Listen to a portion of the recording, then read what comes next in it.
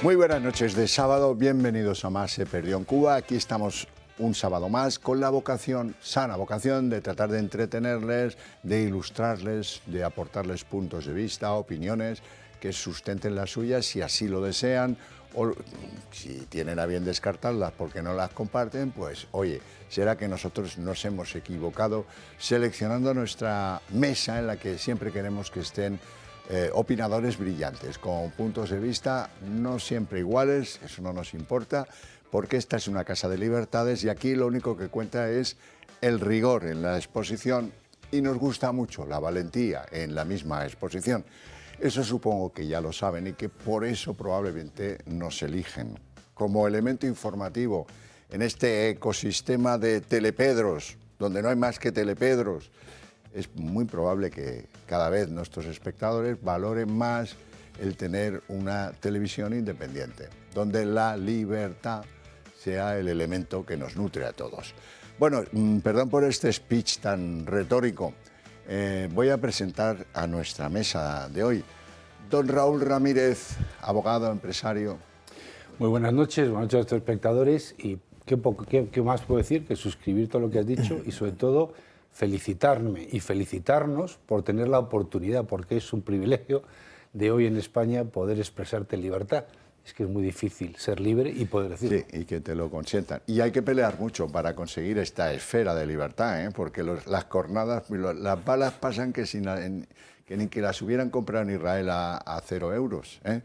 Don Mario Garcés, es muy difícil presentar a este hombre, pero lo voy a intentar, claro que sí. Jurista, alto funcionario del Estado, escritor de novelas, apasionado del cine, alto cargo en la administración en varias, he dicho secretario de Estado, pues lo vuelvo a decir. Lo ha sido dos veces. Muchísimas gracias. Por cierto, antiguo portavoz adjunto del Grupo Popular en el Congreso de los Diputados. Y además has dicho una cosa que es esencial: los que jugamos a ser libres sufrimos el precio de la libertad. Nada es gratis en esta vida. Estés, porque además la vida de partido suele ser muy gregaria y muy ingrata. Y por cierto... Y la de los medios ni le cuento. Pues igual. Pues muy parecido. Cada vez un partido político y un medio yo creo que ya son prácticamente equivalentes en todos los sentidos. Lleva razón. Y decir otra cosa más, ¿no? Simplemente agradecerte estar los sábados por la noche aquí, aunque sea para transmitir el agradecimiento de tanta gente que nos ve. Es un acompañamiento a mucha gente, a cientos de miles de personas los sábados por la noche y mucha gente agradecida que me para por la calle y que te tengo que transmitir necesariamente ese agradecimiento. Sí, no estamos como algunos otros en Telepedros por dinero en esto, ¿eh? Estamos por amor al arte, no hombre, por amor al arte del periodismo, ¿eh? Y cobrando un salario, obviamente. Don Alfonso Rojo, antes de presentarle, ya saben todos, periodista, director de Periodista Digital, pero yo quiero mantener con Alfonso una tierna felicitación. Muchas gracias, no sé por qué. Porque ayer, día 25 de abril, esta cadena de televisión cumplió 20 años. Y yo me acuerdo de cuando tú acudías a la tertulia del Gato al Agua.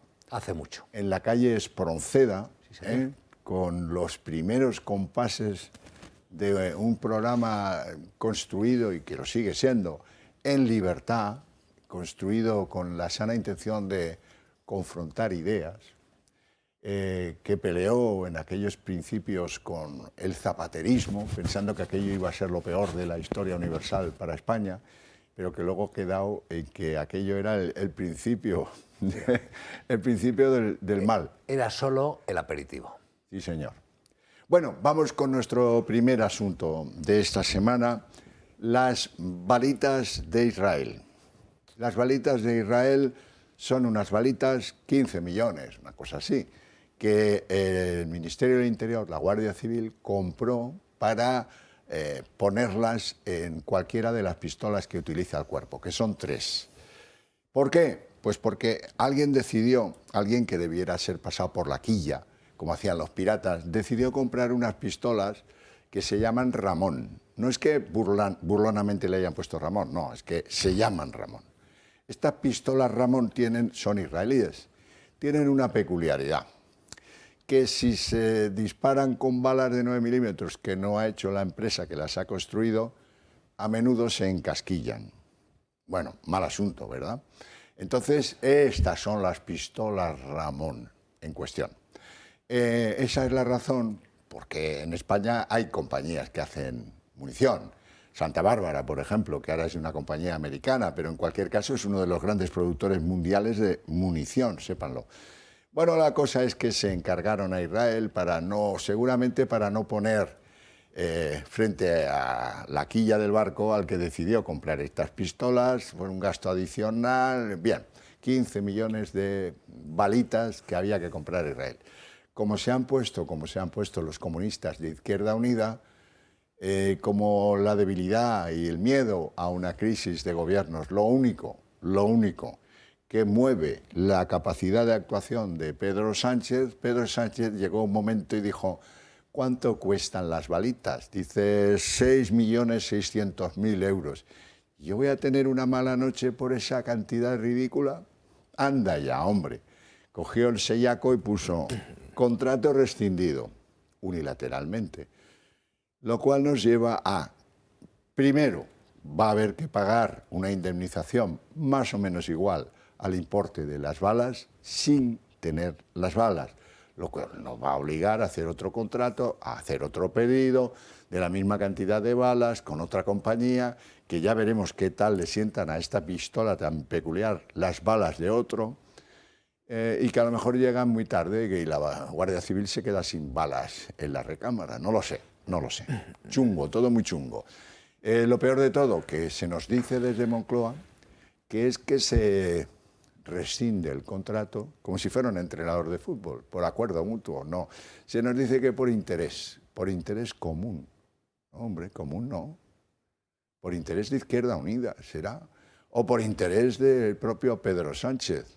Bueno, vamos a verlo. El gobierno ha demostrado que lo importante son los sillones. El contrato armamentístico con la empresa israelí creó un nuevo cisma en el Ejecutivo que ha optado por evitar tensiones en su seno en lugar de honrar el acuerdo alcanzado. La amenaza de Izquierda Unida de llevar a Sumar a romper la coalición ha tenido éxito. La rescisión del contrato tiene consecuencias. En primer lugar, para todos los españoles que ven cómo el dinero de sus impuestos se marcha por el sumidero. La operación estaba tan avanzada que España tendrá que pagar de cualquier forma y no recibirá la munición.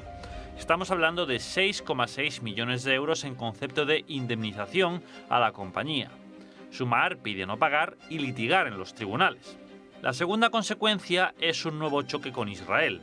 El gobierno de Netanyahu acusa a Sánchez de sacrificar la seguridad al romper unilateralmente el acuerdo. Añade que lo hace simplemente por fines políticos.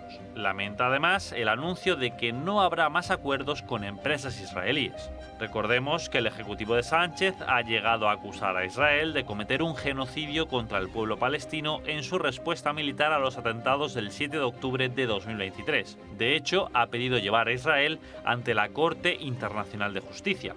Aparte, el presidente ha reconocido el Estado palestino. Por todo ello, Israel acusa a España de situarse en contra del Estado judío. La contraofensiva de Álvarez no se ha hecho esperar. Acusa a Israel de causar la muerte de miles de civiles con sus operaciones militares, a la par que exige la entrada de ayuda humanitaria, el fin de la guerra, la liberación de los rehenes y la solución de los dos estados.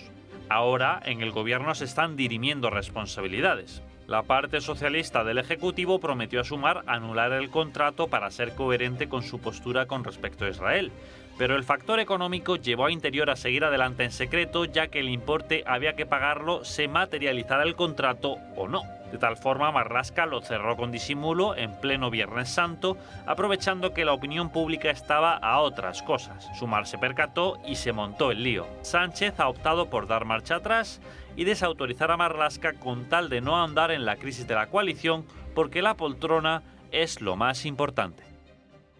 Total, debe pensar el César de la Moncloa.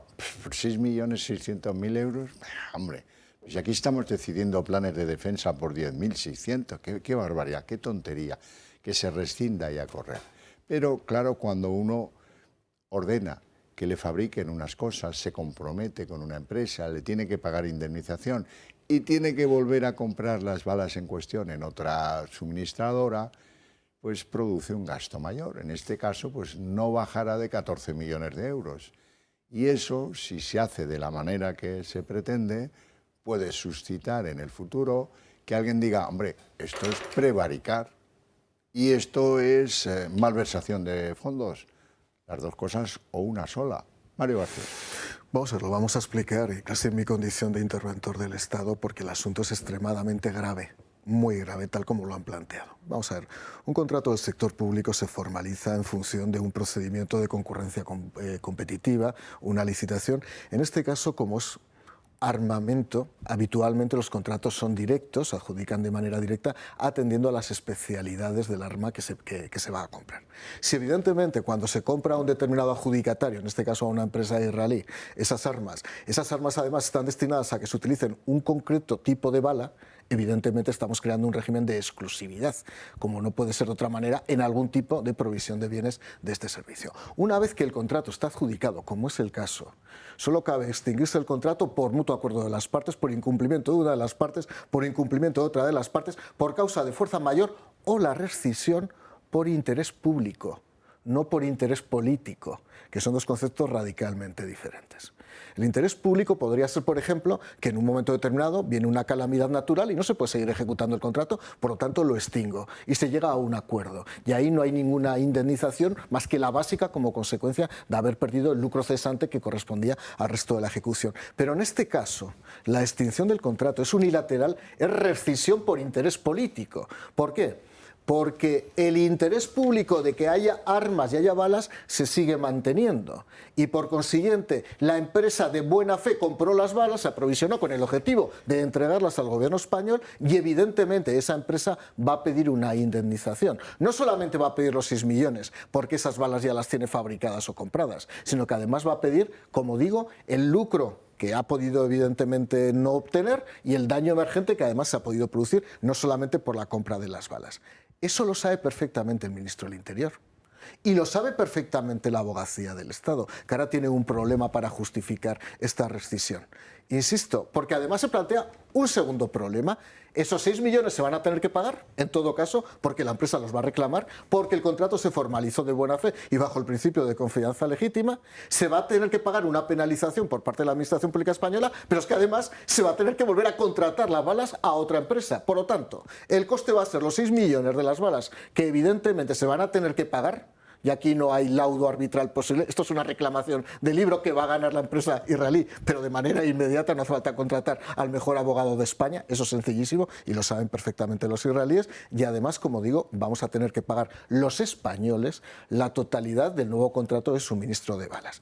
Esto, como se sabía ya vamos a ver, en todo caso, si realmente no querían contratar con los israelíes, porque había un compromiso político interno de no contratar, en el momento que Marlaska formaliza el contrato, ya asume que va a haber una empresa que tiene que prestar ese servicio. Por lo tanto, él individualmente, si ha sido el que ha firmado el contrato público, va a tener que responder de los 6 millones que hay que pagar a esta empresa, aunque no suministre las balas.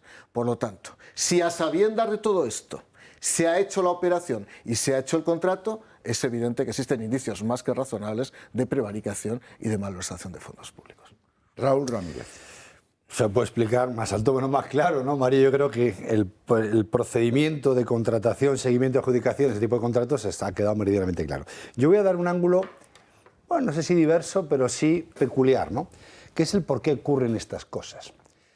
En los próximos días van a ocurrir, o creo que pueden ocurrir cosas meramente interesantes. El primero de ellos es, habrá que mirar si el Ministerio de Defensa está dando... Una cosa es que sea una contratación directa y otra cosa que esa contratación directa lleve aparejadas unas obligaciones de publicidad y comunicación.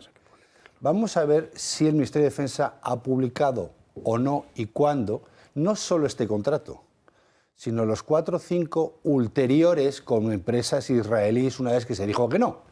Y entonces, mira, ahí ahora tienes un ejemplo. Defensa compró misiles a Israel 48 horas antes de que Sánchez dijera que estaba allí, que había sido una matanza de inocentes. Por ahí voy, pero es que no solamente es en este caso, son pretéritos también.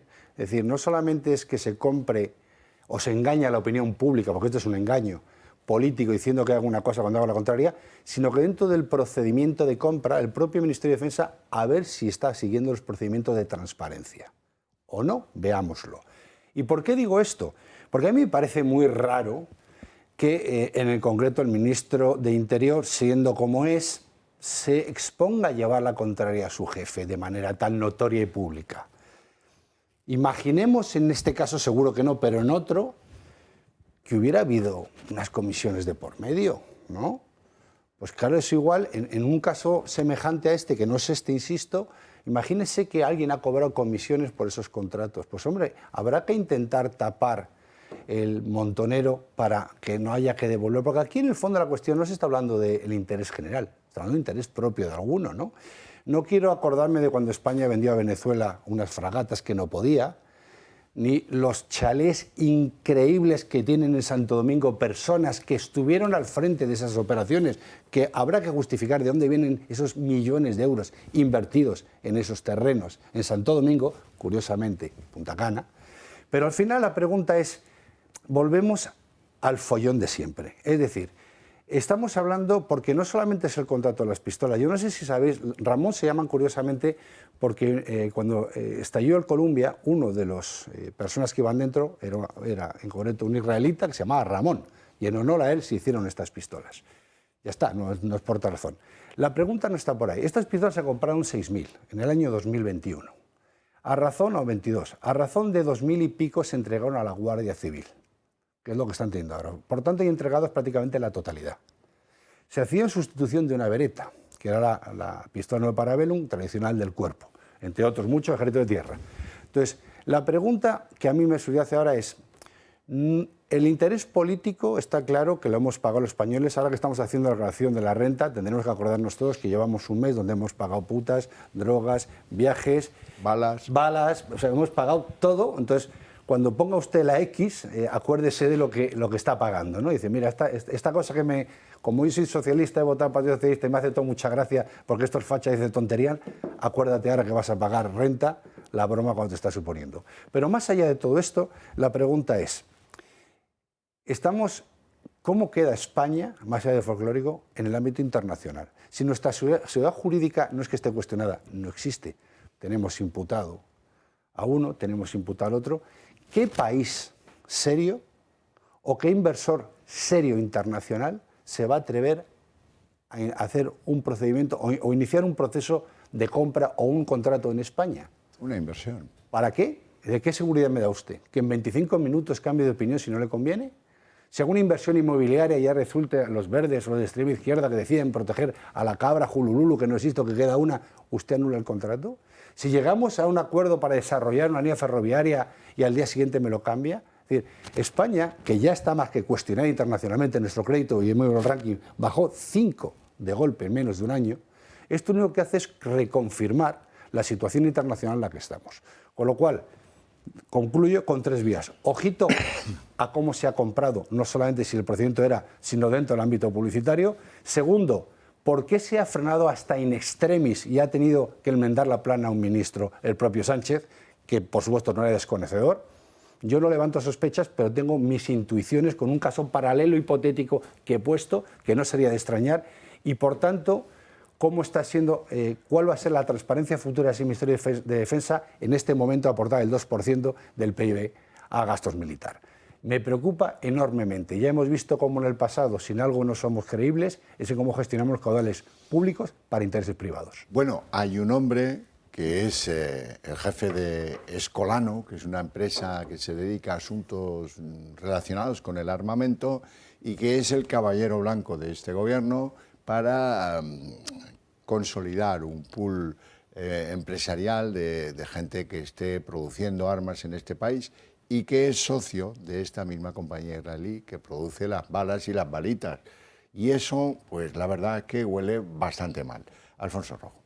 Pues es que el fondo les importa un comino. Es decir, las cosas como son. Les importa un comino las balas, les da igual la pistola Ramón, no saben distinguir entre el 9 Parabellum y el 9 corto, no entienden nada. pero es pura fanfarria. Esto es decir, de la misma manera que hemos estado comprando petróleo ruso vía la India a mansalva, pues en esto les ha dado igual las compras que se han hecho a Israel. Pasa que salta el tema, les causa un pequeño perjuicio político y han ido por donde les toca. Yo ayer editorializaba en Periodista Digital sobre una cosa que me ha hecho mucha gracia. Tú sabes que desde el pasado 8 de marzo es obligatoria la ventilación y calefacción en las granjas de cerdos. Y yo decía, pues tú fíjate lo que le pueden importar, o sea, lo que a mí me chocaba, en un país en el que hay un 20% supuestamente de gente en situación de posible pobreza, en que un guardia civil raso cobra un poco más de 1.000 euros cuando sale, en que la pobreza infantil está casi en los niveles de Rumanía, somos los penúltimos de Europa, ahora les van a preocupar a esto los cerdos. A esto les preocupa el jamón, que sea bueno. El cerdo les importa el comino. A esto les preocupa el jaleillo este que han tenido consumar. Lo de Israel, esto les importa un comino. Y eso es lo que tenemos que ver. Esto les da igual todo, de verdad. Es verdad, el jaleillo llegó a extremos donde no había estado nunca. Izquierda Unida demostró como nunca, ahora están muy contentos porque sacan pecho, Yolanda saca pecho también, hemos conseguido, ha dado la marcha atrás Sánchez porque nosotros le hemos exigido, bla, bla, bla.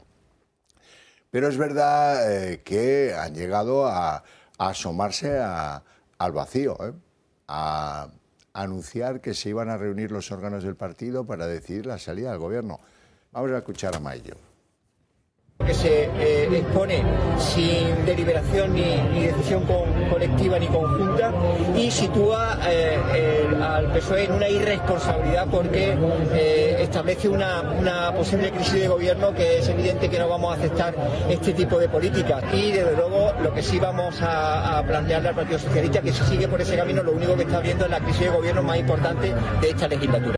Rinconcito para hablar de la salud en Más se perdió en Cuba con don Adolfo Albistur, que ya me acompaña aquí una noche más. ¿Qué tal? Sí, pues encantadísimo estar contigo. Hoy vamos a hablar del glucómetro. Vamos a hablar del glucómetro, porque de verdad que esto es un inventazo.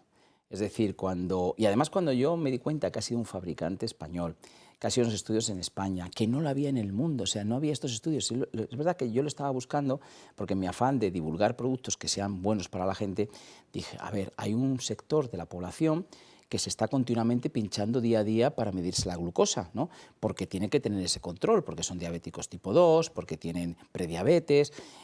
Y esta gente lo pasa mal y a veces no lo hace porque, claro, no puedes hacer tantos pinchazos como necesitarías hacer para estar bien controlado.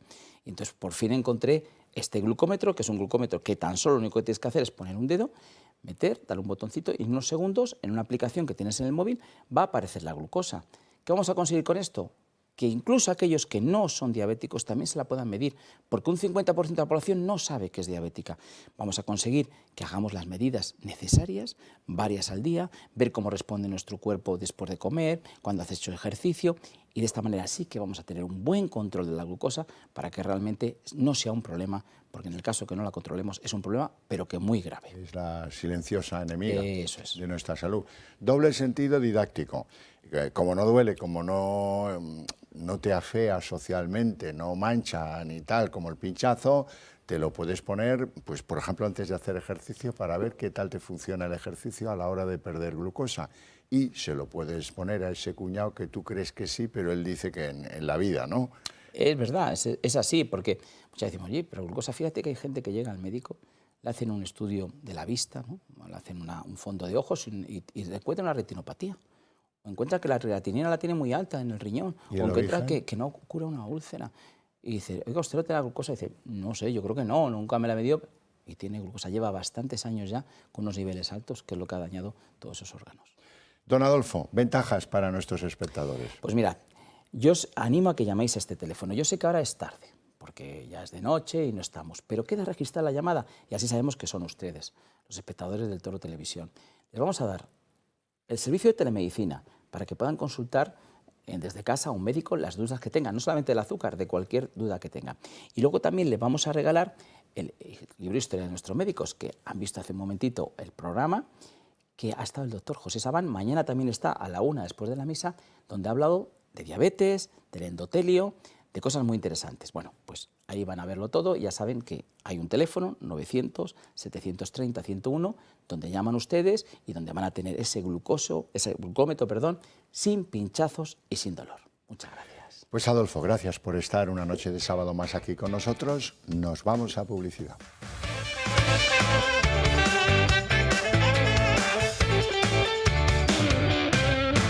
Maillo ha sido claro, esa era la posición antes de que Sánchez echara un paso atrás y rescindiera el contrato. ¿Y qué decía el hombre este, Enrique Santiago? Ahora le vamos a escuchar. Secretario General del Partido Comunista. Todos los funcionarios y responsables políticos que han tenido responsabilidades para anular este contrato, todos tienen la obligación de hacerlo. Y si son incapaces de hacerlo, yo no hablo de responsabilidades, no quiero confundir responsabilidades administrativas con responsabilidades políticas. Si son incapaces de cumplir su obligación política de anular este contrato, como es sencillo hacerlo, tienen que dar un paso al lado y permitir que otras personas, que otros funcionarios, se encarguen de algo tan sencillo como dejar sin efecto este contrato. Mario Garcés, querías puntualizar algo. Bueno, en primer lugar, en defensa de los funcionarios, de su probidad y de su honestidad, el único que tiene que dar un paso atrás es Enrique Santiago. Lo que acabas de decir es impresentable. No se puede decir tú que no me vales como funcionario, que estás aplicando la ley, te vas y que me venga uno que me aplique la ley como yo quiero. Eres un impresentable. Y este es el nivel que tiene el Partido Comunista y Sumar. Este es el nivel que tienen y Podemos, que son capaces de decir que a los funcionarios que intentan aplicar rigurosamente la ley, que no han aprobado ellos la ley, sino que son unos meros ejecutores de la ley, si no les viene bien hay que apartarlos. Insisto, hay que apartaros a vosotros. Así demuestra cómo pensáis que es el Estado de Derecho. Voy a hacer un ejercicio inductivo para que todo el mundo lo entienda. Vamos a ver, cuando el Ministerio del Interior va a comprar las balas, puede en primer lugar no comprarlas. Es decir, decidir que no se van a comprar toda vez que pueda haber un conflicto político con Sumar. Sin embargo, no pasa eso sorprendentemente. Incluso se podría haber escenificado cierto enfrentamiento interno. Por tanto, paso a la segunda hipótesis. El ministro del Interior formaliza el contrato y se entera a posteriori Sumar y monta el número. En ese caso, hay que resolver el contrato por un aparente interés público que no existe y en todo caso ya, como se ha firmado el contrato, hay que pagar los 6 millones más la indemnización. Pero viene la tercera hipótesis, que no la descarto. ¿Y si todo el mundo lo sabía? ¿Y si cuando se formalizó el contrato realmente lo que se pretendía es firma el contrato porque, aunque estos van a saltar los días siguientes diciendo que hay que resolver el contrato por un tema político, como una vez que se ha firmado el contrato y hay que pagar los 6 millones, tú hazlo? Porque no podemos dejar a quien sea sin los 6 millones o a quien sea sin una comisión que a lo mejor venía pactada hace mucho tiempo. Ha quedado clarísimo. Bueno, me queda por aclarar aquí. Izquierda Unida está en una situación un tanto complicada porque es difícil que se presente a las próximas elecciones. Con Podemos, porque tuvieron una historia macabra, no, peor que macabra. También es difícil que se presenten a elecciones dentro de Sumar. Lo más probable, como ahora van a ver, es que se presenten solos a elecciones con la intención de que, bueno, que a lo mejor en algún momento ya se pondrán de acuerdo. Ya se pondrán de acuerdo quiere decir pues que si acaso, según cómo te vaya, pues tengo la opción de, ojo que Izquierda Unida son los comunistas. Los comunistas siempre han sido gente, para lo bueno o para lo malo, formateada en la disciplina ideológica. No es mucho el caso. La última generación de comunistas debe ser. He oído a Enrique Santiago y antes al otro, a Maillo, y la verdad es que no soy capaz de encontrar relación con las tesis de Lenin o con la práctica de Stalin. Bueno, eso casi mejor, ¿verdad? En cualquier caso, sí que me gustaría que vierais cómo ha sentado todo este lío en la Guardia Civil. Y ahora vamos a escuchar a un buen amigo que es el portavoz de Independientes por la Guardia Civil, que nos va a poner al día. No es para los guardias civiles, es para garantizar la seguridad y ofrecer una policía de calidad a todos los ciudadanos. Y constantemente pues, nos están poniendo impedimentos aludiendo al excesivo gasto, a que no hay crédito presupuestario suficiente. Y ahora nos encontramos con que por un capricho que se nos escapa a nosotros, que tampoco vamos a entrar a valorar, nos encontramos en que ahora se van a perder esos 6 millones de euros, porque no los van a pagar ellos, sino que esos 6 millones entendemos que saldrán pues, de los créditos que tiene la Guardia Civil asignados, con lo cual vamos a pagar un mismo producto 2 veces y eso irá en detrimento de los guardias civiles y por ende de la seguridad ciudadana. Daniel Fernández, ya lo han escuchado, ese es el triste sino siempre del que está ahí esperando que le cuiden, que le mimen, que le den medios para poder trabajar. Eso casi nunca pasa. Pero debajo de todo esto, y la razón por la que los de Podemos no se han puesto tan bravos como los de Sumar, está pues que la izquierda está en contra del plan de destinar 10.400 millones en parte a la compra de armamento, en parte. Porque ya hemos visto que se va más a ciberseguridad, se va más a aumentar las plantillas y los sueldos, que a lo que estrictamente son las armas, pero algo sí se va. Sánchez anunciaba 10.461 millones de gasto, le llamaba plan tecnológico e industrial de la seguridad y de la defensa, por no llamarle de una manera más fácil, ¿no? Porque la cuenta se ha hecho al revés. Él quiere llegar cuanto antes al 2% pactado con la OTAN. ¿Cuánto nos falta? Alguien ha hecho la cuenta y dice 10.461 millones. Eso me voy a gastar. Y ni un euro más. Ni un euro más este año, porque ya verás tú como del 2 pasamos al 2,5 y del 2,5 al 3% de gasto militar en nada. Pero bueno, eso de momento se nos oculta. Lo que ha dejado a los paisanos patidifusos es esta cosa de el garbanzo y los 3 vasitos. ¿Y de dónde vas a sacar, Pedro Sánchez, sin presupuestos, 10.461 millones? Ningún problema. Ya lo tiene resuelto el fontanero Sánchez. Hay que redirigir dinero de los Next Generation, algo que le iba a dar a las comunidades por el COVID, se lo voy a dejar de dar, por lo tanto se lo quito. Y si acaso unos ahorros que solo ve él, luego si acaso os cuento porque dice que ha caído el interés de la deuda. En cierto modo ha caído, pero ha aumentado la cantidad de la deuda, con lo cual ahorro ahí no hay. Nos está engañando el trilero una vez más. Vamos a tener que llevar a cabo una inversión importante, un esfuerzo relevante, de 10.471 millones de euros adicionales a los ya destinados a estas políticas de seguridad y de defensa, lo que nos va a permitir saltar del 1,4% del Producto Interior Bruto en inversión de seguridad y en defensa realizado en el año 2024 al 2% en el año 2025. O sea, como no hay oposición, da igual, pero los fondos Next Generation no estaban previstos para eso. Se los tenían que haber entregado a empresas y autónomos para mejorar su capacidad digital, para su resiliencia, para no sé qué historias. Ahora van a valer para hacer barcos, aviones y tanques. Bueno, como aquí nadie le dice ni pío. Y luego lo segundo, dice, hombre, de las ayudas que teníamos pendientes para que ayudara a la recuperación de las autonomías por el COVID, oiga, pero eso estaba sin repartir. Pero si han pasado muchos años de lo del COVID, muchos ya ni se acuerdan. ¿Cuánto era lo que les va a chorizar ahora a las comunidades y lo va a aplicar al plan de defensa? Ahora lo vamos a ver. Y en tercer lugar, los ahorros de los intereses de la deuda. Si aumenta una barbaridad, algo así como 70 y pico mil millones la deuda este año, a ritmo de incrementos del 2,6% en febrero, cada mes 2,6 más o menos, o un poquito menos o un poquito más, quién sabe. Es imposible que alguien pueda sostener que vamos a pagar menos por intereses de una deuda que crece imparablemente cada mes, marca récord. Y esto, 2.800 millones que tenían ahí pendientes de repartir en las comunidades. Como no hay oposición, aquí no protesta nadie, ¿eh? No he oído a nadie que diga, pero ¿qué demonios es esto? Pues nada, oye, y con esto ya hemos cubierto los 2.461 millones y por lo tanto podemos decirle al secretario general de la OTAN, a Mark Rutte, que España es un país que cumple. Y mirar a la cara a Trump y decirle, ves, nosotros ya hemos hecho el esfuerzo. Alfonso Rojo. Mira, es un axioma que cambiar de nombre a las cosas no modifica su naturaleza, excepto si tienes por delante a este ganado.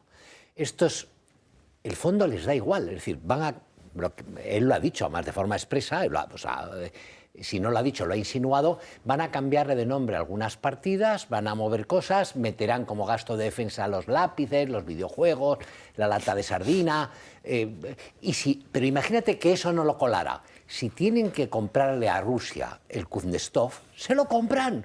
Es que les importa un comino el fondo. Es decir, aquí el objetivo es seguir chupando del bote, aguantar como sea hasta el 2027, porque desde ahí nos podemos defender mejor de lo que nos viene encima y harán lo que sea. Y confiar, porque tú has dicho, es que el gobierno ha estado en peligro. El gobierno no ha estado nunca en peligro. Es decir, estos, creo yo creo, es que en ningún caso, ni en el momento de mayor borrachera, ninguno de los que está chupando el frasco, y va desde Rufián a los que tienen de diputados en Europa, a los que tienen... se va a mover ni hará nada, haga lo que haga Sánchez. Es decir, no harán absolutamente nada. Es todo juegos de palabras, es todo engañar al personal. Y estoy de acuerdo contigo en una cosa. ¿Dónde coño está la oposición? ¿Dónde está la oposición? ¿Qué ha dicho? Pero es que ni Vox ni PP, es que no han dicho algo que llegue realmente a la ciudadanía sobre este tema, y algo tendrán que decir, digo yo. Raúl. Pues efectivamente, es que tanto unos como otros, unos para quitarle votos a otros y los otros no dicen nada, no va a ser que pierdan más votos, pues seguimos jugando al rollo de escañitos. Pero yo quiero meter dos puntos porque me parecen interesantes, ¿no? Lo segundo es ya no solo el fondo de lo que se ha comprometido, sino la forma en que lo ha hecho. Así que fijaros cómo las formas de Sánchez como auténtico dictador de país bananero. Dice, a ver, este 2%, ya no estamos hablando de los 10.500 millones, porque aquí le dice el 1,5%, o sea, el 5% van a ir armamento, el resto. Más allá, esos son lo que pagamos este año por diferencial, del 1,4 hasta el 2. Lo que nos estamos comprometiendo es hacerlo los años sucesivos, que esto no es un pago único y hasta aquí has llegado, esto es un pago secuencial. Hasta ahora en la democracia europea, mundial y española, cuando un gobierno comprometía gastos de futuro, lógicamente, para eso tenemos el Congreso y para eso tenemos también el Senado. Ese gasto lo pasaba a su aprobación, al menos conocimiento de las dos cámaras, la alta y la baja, porque es la representación popular, porque habrá un gobierno, no sé si en la siguiente o en la siguiente, que tendrá que continuar esta política. No puedo decir ahora sí y ahora no. Bueno, pues este señor no solamente decide hacerlo, sino que decide, así, por primera vez en la historia, nunca se había hecho esto. Entonces a mí me gustaría saber, no ya si la oposición, Vox por un lado y el PP voto, están de acuerdo o no con la asignación y la letra pequeña de esa asignación, que es de la masculinidad, efectivamente, bolígrafos, confeti, la pequeñita no terminé, pero igual hay algún parador también metido por medio. Pero la pregunta está en decir, oye, ¿y tú qué pintas aquí? Entre los dos partidos sumas 10 millones de votos en España. ¿Vosotros qué pasa? ¿Que estáis aceptando el compromiso de este tirano autócrata y no decís ni mu?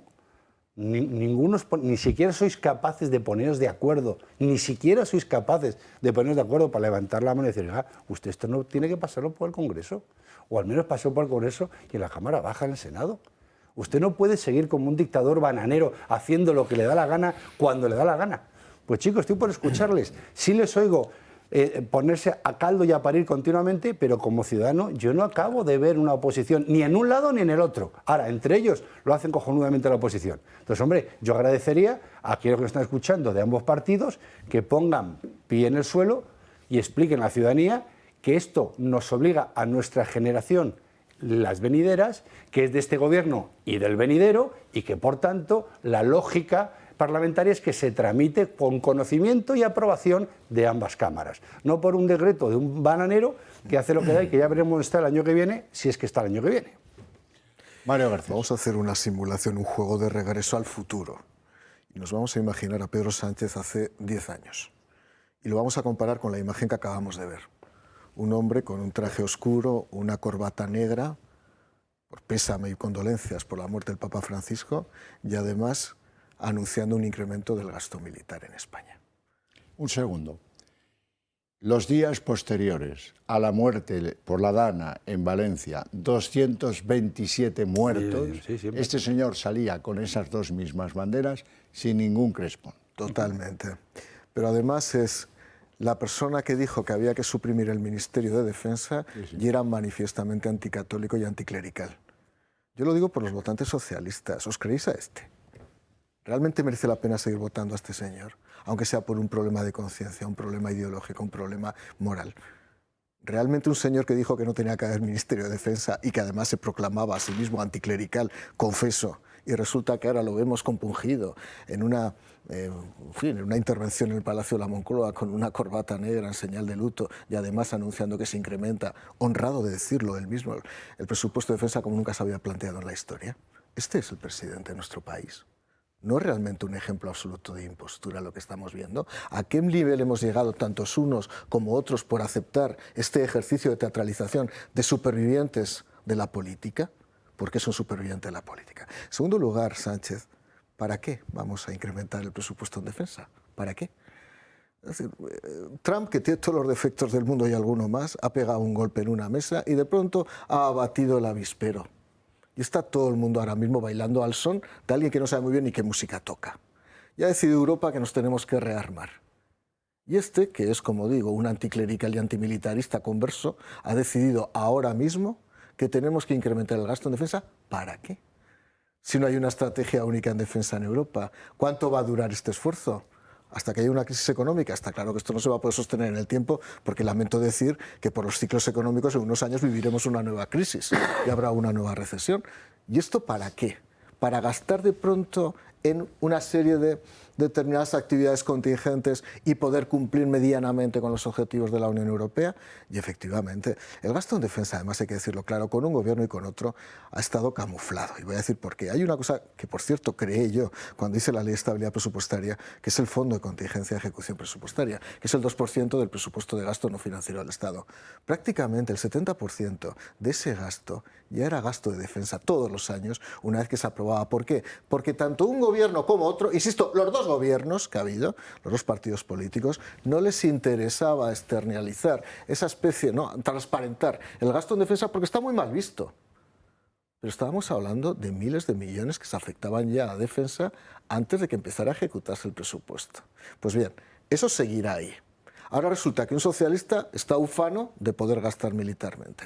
Y lo que decías, si se ha incrementado el saldo vivo de deuda pública en España, solo la Administración del Estado un 3,8% interanual, entre todas las administraciones públicas un 2,6%, es evidente que la carga financiera de la deuda pública no baja, sino que se va a incrementar. Por lo tanto, además de impostor, mentiroso. El ahorrillo que nos prometía Sánchez se va por la barranquilla. Vamos a hacer una pausa de publicidad.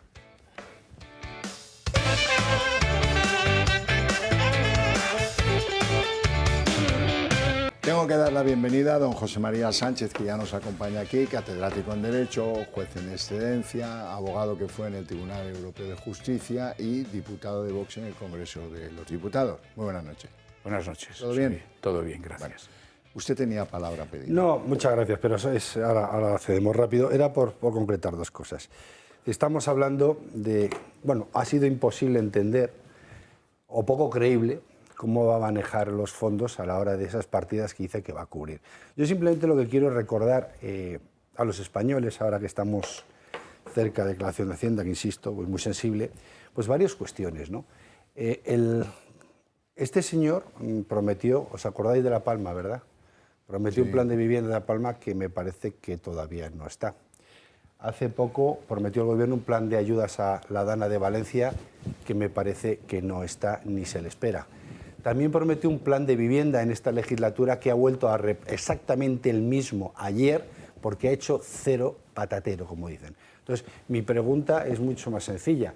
A los señores votantes del Partido Socialista en La Palma, en Valencia y en el Plan General de Vivienda de este país y en general a todos los españoles, ¿pensáis que el dinero que va a destinar a este proyecto del 2% va a ir en paralelo a mantener las inversiones que estaba haciendo o no vamos a ver un solo euro para recuperar la dramática situación de negocios, familia y fallecidos en España que él se había comprometido? Cada uno luego que piense y que vote en consecuencia. José María Sánchez, vamos a ver, hemos hablado de posible malversación, de posible prevaricación en todo esto de las balas compradas por el Ministerio del Interior, hemos hablado de que la oposición no le está mordiendo el tobillo a Pedro Sánchez con esto de los gastos de defensa. ¿Qué opina? Opino que los entresijos de la compra o la adquisición de material bélico a Israel, en fin, esto pues no lo sé. Esto va a dar lugar, me parece, a otro procedimiento judicial, porque se acabará investigando en los tribunales. Tengo la impresión, pero en fin, hasta que no sepamos más me parece un poco prematuro que yo me voy a pronunciar sobre esto. Sí, me gustaría, sin embargo, hablar un minuto de la cuestión del gasto de defensa. El gasto de defensa, como sabemos en España, hasta ahora no ha sido el suficiente con arreglo a una obligación adquirida por España como Estado parte de la Alianza Atlántica. Esto precede al conflicto ucraniano, claramente. Y el gobierno se hacía el remolón. Se hacía el remolón porque es evidente que no era de su agrado incrementar la contribución. Cuidado, que no es una contribución a la OTAN, es un aumento del gasto de defensa en el presupuesto nacional, al efecto de que, en síntesis, el ejército español sea más eficiente como ejército de un Estado parte de la Alianza Atlántica. Bien, entonces llega la guerra de Ucrania. Entonces hay una iniciativa europea encabezada por algunos señores que yo creo que son verdaderamente unos majaderos sobre esta cuestión. Empiezan a decir que es imprescindible que haya mayor ayuda militar a Ucrania. En algunos momentos se habla de una ayuda sin límites, al efecto de poder derrotar a la Federación Rusa. Bien, esto cada cual tendrá su opinión. A mí no me parece una cosa sensata porque me parece que yo en esto estoy en la línea de Trump, claramente. Creo que lo razonable en un conflicto como ese es buscar un acuerdo y, por tanto, negociar la paz y, por lo tanto, conseguirla. La cosa es los términos de ese acuerdo, pero esto es lo sensato y me parece que Trump ha puesto una nota de sensatez en un panorama que era una especie de guirigay enloquecido en materia bélica. No hablo de la posición de Ucrania, por supuesto, que quiere defenderse, como es natural. Hablo en general de la sociedad internacional o de la occidental sobre esta cuestión. Y luego hay una tercera cosa, en la que la pauta la marca el informe Draghi. El informe Draghi, sorprendentemente, y creo que nadie puede no sorprenderse de esto, así como out of the blue, dice que es muy importante para recuperar la competitividad de las economías europeas frente a la economía norteamericana y la China, que haya más gasto de defensa. Bueno, bien, vamos a aceptar la premisa, pero es que lo segundo que dice Draghi es que eso es como una suerte de panacea, que el gasto de defensa va a mejorar todas las economías si verdaderamente se acepta ese incremento. Bueno, pero vamos a ver, ¿cuál es el fundamento de todo esto? Y si fuese así, lo descubren ahora. No se sabía antes. O sea, no había nadie en el mundo de la economía que hubiera estudiado esta cuestión tratando de destacar ese carácter, vamos a decir, de irradiación del gasto de defensa a toda la economía de una nación. Bueno, esto ya lo sabemos en tiempo de guerra, porque la economía cambia, claro. No vamos a entrar en detalles de lo que pasó en la Segunda Guerra Mundial y con el famoso New Deal de Roosevelt, sobre el que habría mucho que hablar. Pero ahora este descubrimiento, esta trovata en términos italianos del señor Draghi, bueno, pues sorprendentemente esto ha calado. Y entonces llega otra señora de la colección de bobos, que es la presidenta de la comisión, von der Leyen, y dice, bueno, por supuesto, ¿qué tal? Y en esa situación se encuentra España ahora.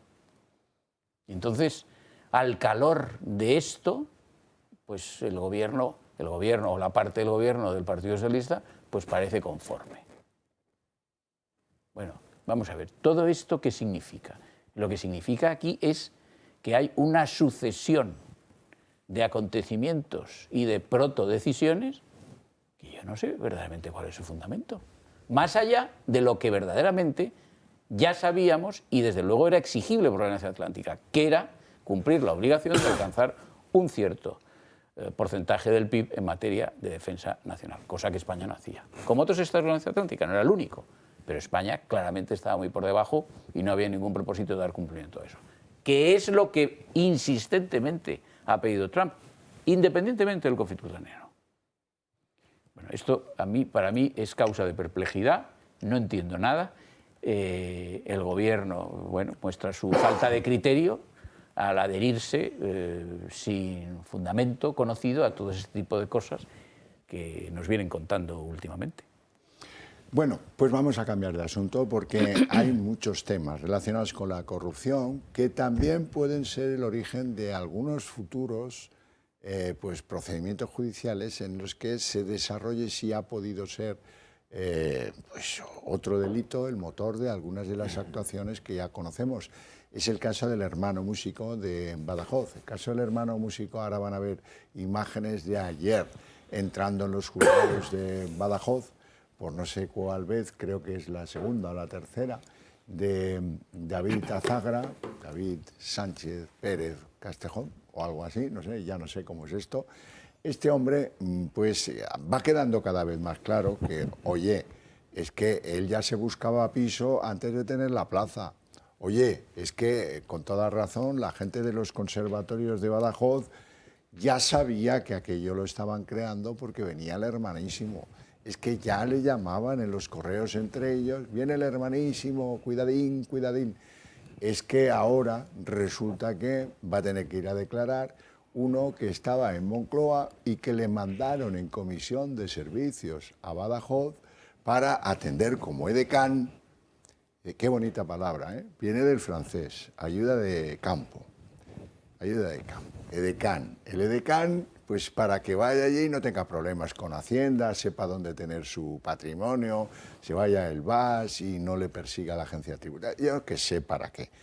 Pero cuidadín, cuidadín, porque esto, y ahí os voy a preguntar, podría sustanciar un posible delito de tráfico de influencias en favor del hermanísimo del violín.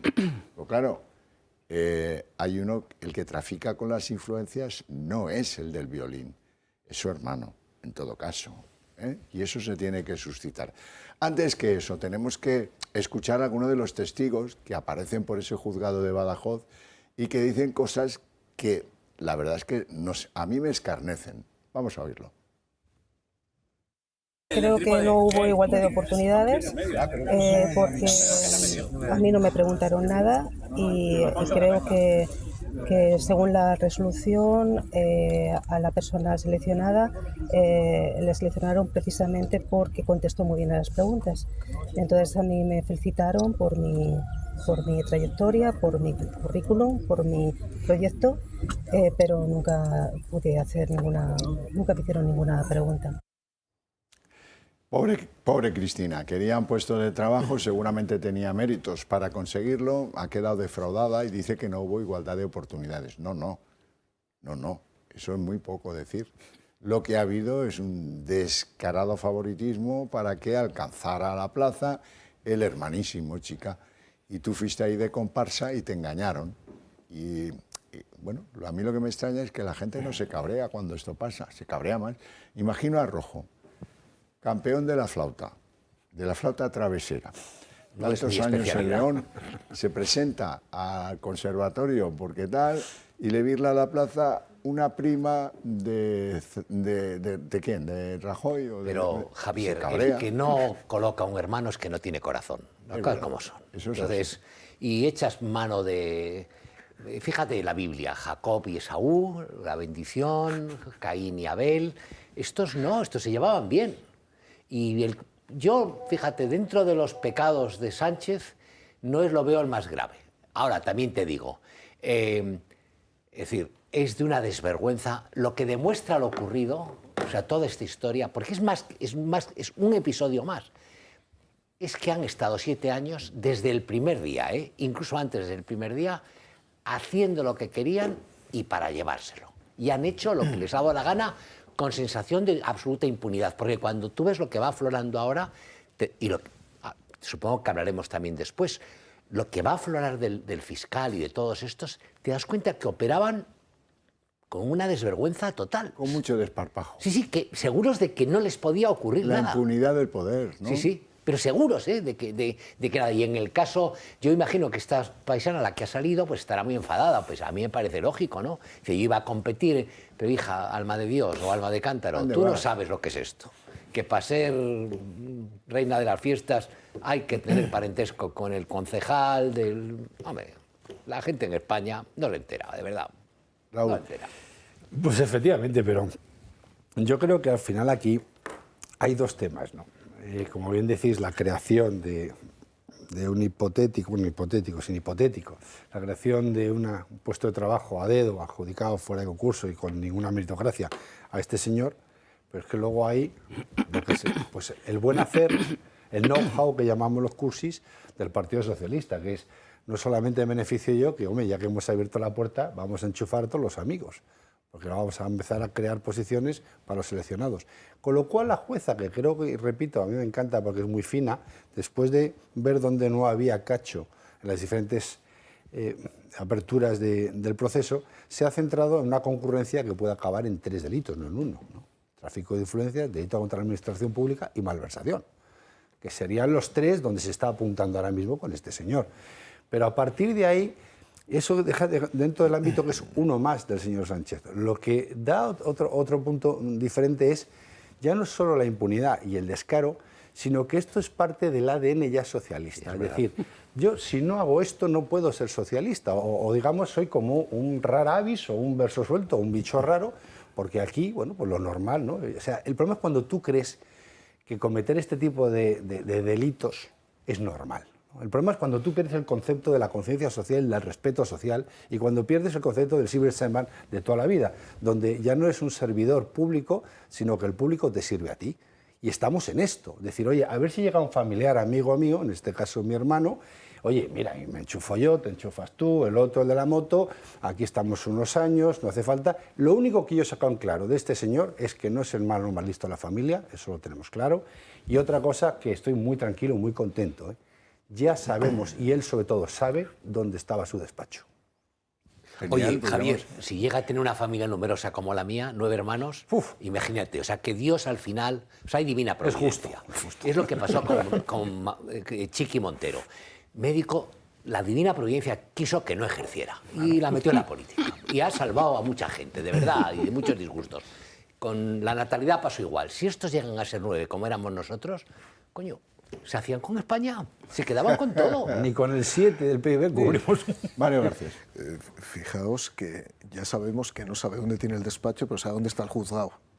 Sí, ha entrado más veces en el juzgado que en el despacho. Me contaron ayer que tuvo alguna duda, ¿eh? Para entrar también por la puerta del juzgado. No debe ser la persona más inteligente tampoco. Va a preguntar a unos señores que había en la puerta que eran los periodistas, que le estaban esperando a él. Entonces, pensando que no eran periodistas. Tuvo que driblarlos como si fuera Vinicius. Vio micrófonos y no entendió que eran periodistas. Bueno, es una cosa habitual en la familia, no debe ser, no va a haber muchas luces, ¿no?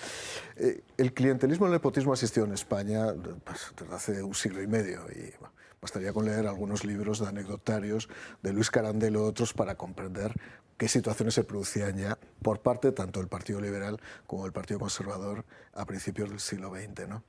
Lo que me cuesta entender, y confieso que ahí peco de inocencia, gente que dice que tú es imposible que seas ingenuo, yo soy más ingenuo de lo que parezco, es que 100 años después, y después de lo que hemos visto a lo largo de los últimos 50 años, alguien con una muestra absoluta de impunidad entienda que esto va a pasar absolutamente desapercibido o que si aparece apercibido no va a tener ninguna consecuencia jurídica.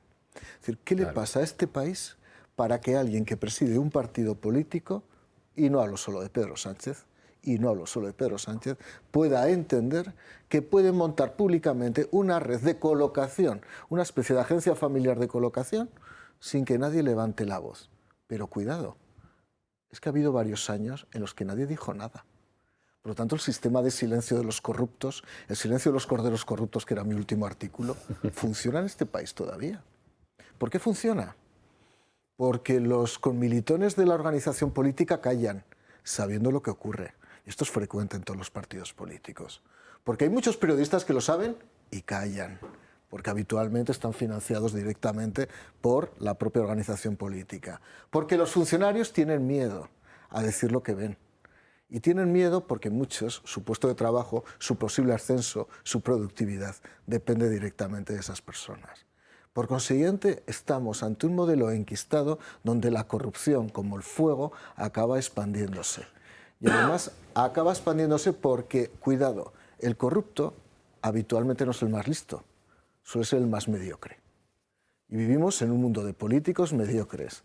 Y la corrupción está muy asociada al mediocre que se considera impune. A la mediocridad. Don José María Sánchez. Sí, tiene razón Mario. Yo creo que estamos ante un ejemplo, y desde luego no va a ser el último, ni lo es en el tiempo en el que estamos hablando, de este tipo de corrupción política consistente en procurar, bueno, pues sin razón alguna, simplemente sobre la base de un enchufe político, trabajos a parientes, a amigos, a socios, etc. Ahora me ha sorprendido esta confesión de Raúl. Yo pensé que tú eras socialista, has dicho aquí solemnemente que no lo eres. Que no lo eres. Tengo derecho a la conversión. Pero bueno, entonces, dicho esto, vamos a ver, lo de el hermano músico, el hermanísimo músico. Es que esto no tiene mucho misterio. Un clásico principio del derecho administrativo es que la función hace el órgano. Como aquí resulta que este señor no tenía función, porque parece ser que han dicho los directores de conservatorios que no hacía falta ningún coordinador, y luego él mismo ha dicho que no saben qué consiste su trabajo, luego eso significa que no tenía ninguna función, luego en este caso el órgano, que no era un órgano en sentido propio porque esto era un contrato, pues es un contrato innecesario. Luego, cuando sale a concurso un contrato innecesario, ya esto tiene un cierto hedor a corrupción. ¿No? 1. 2. ¿Cómo se resuelve el concurso? Bueno, pues ya estamos viendo que se ha resuelto a favor de aquel para el que salió a concurso ese contrato, que era el hermanísimo. Esto para mí no admite duda. No admite duda. Ni que salga a concurso, ni que se decida que exista ese destino público vía contrato, porque no hace falta, y que el adjudicatario en el concurso sea el hermanísimo. Pues ese hedor se incrementa. Es decir, el hermano es un enchufado y ahí en una administración pública, como es la Diputación Provincial de Badajoz, cuyo presidente es un socialista, según se nos informa, del sector sanchista desde antes de que Sánchez fuera presidente del gobierno, pues le ha querido hacer ese favor al hermano del secretario general de su partido. El presidente, y luego han intervenido los funcionarios o altos cargos que hayan participado en todo aquello, que es lo que la juez está tratando de saber, y para eso está la instrucción penal. Para mí no hay ninguna duda de que este señor ha sido adjudicatario de ese contrato porque era el hermano del presidente del gobierno. Y por lo tanto, como no, para mí esto no tiene ninguna duda, los méritos de otros aspirantes han decaído ante los de este. Porque todo estaba concebido para él. Por lo tanto, los pobres aspirantes han hecho bien en concursar, han hecho bien. Ahora, si han creído en algún momento que iban a ser adjudicatarios, pues sí, verdaderamente han sido muy ingenuos. Y luego está cómo se califique penalmente todo esto. Bueno, hay un tercer elemento, y es que parece ser que este señor, en realidad es efecto del punto 1. Este señor no hacía nada, claro, ¿cómo iba a hacer algo si no tenía nada que hacer? Ni era capaz de hacerlo. Claro. ¿A qué? No, pero vamos a ver, si es que no tenía nada que hacer, según nos han explicado. Entonces, ¿qué va a hacer aquel que no tiene nada que hacer? Pues entonces parece ser que teletrabajaba, digo trabajaba, entre comillas, que no serían tanto como comillas, telealgo, no sé qué hacía, mandaba un email de vez en cuando, o decía estoy aquí, sea en Portugal, sea donde sea, me da igual, porque ese sería otro punto, que es el problema de su situación de naturaleza fiscal ante la hacienda pública. Bueno, pues es un caso más de enchufismo con el escándalo que causa, como bien ha subrayado Mario Garcés, que causa que esto se siga haciendo. Que esto se siga haciendo.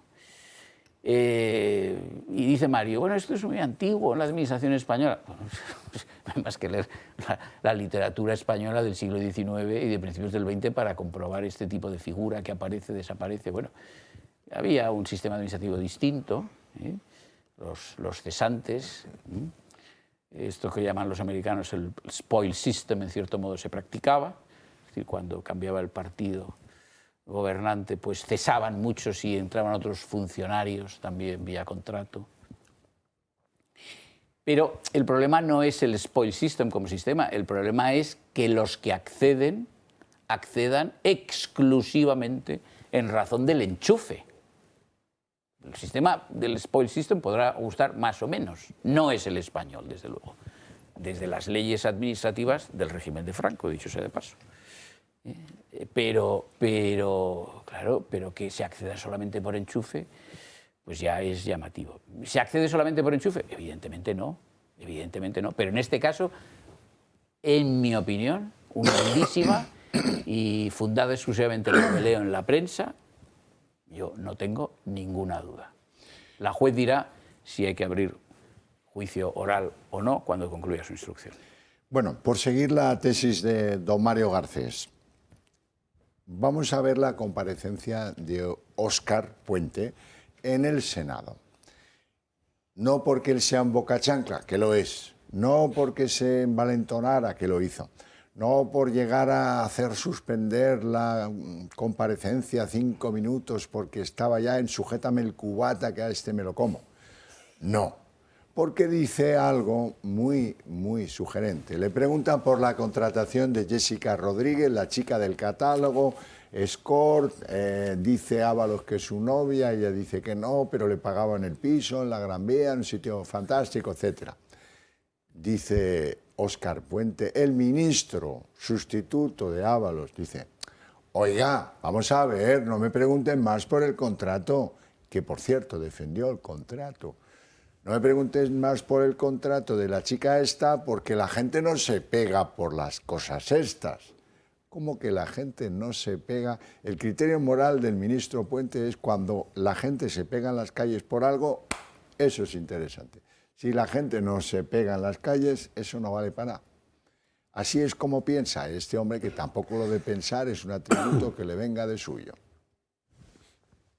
A pesar de las palabras del ministro, yo vengo en son de paz, pero en fin. La comparecencia ha sido bastante tensa, empezando por la auditoría que el propio Puente encargó solo para indagar los contratos de las mascarillas. Defiende todos los pasos que siguió, a pesar de no detectar la gran parte del caso Koldo. La auditoría que yo encargo la encargo conforme a lo que en ese momento se está investigando y sobre lo que se conoce. Por tanto, hubiera hecho exactamente lo mismo. El ministro asegura sentirse escandalizado tras conocer que Jessica Rodríguez, la que fuera amiga especial de Ábalos, cobró y nunca acudió en 2 años a su puesto de trabajo en Ineco. ¿Pero a usted le escandaliza escuchar estas declaraciones? ¿Cómo no me va a escandalizar? Vale. Oiga, a mí y a cualquier ciudadano de este país.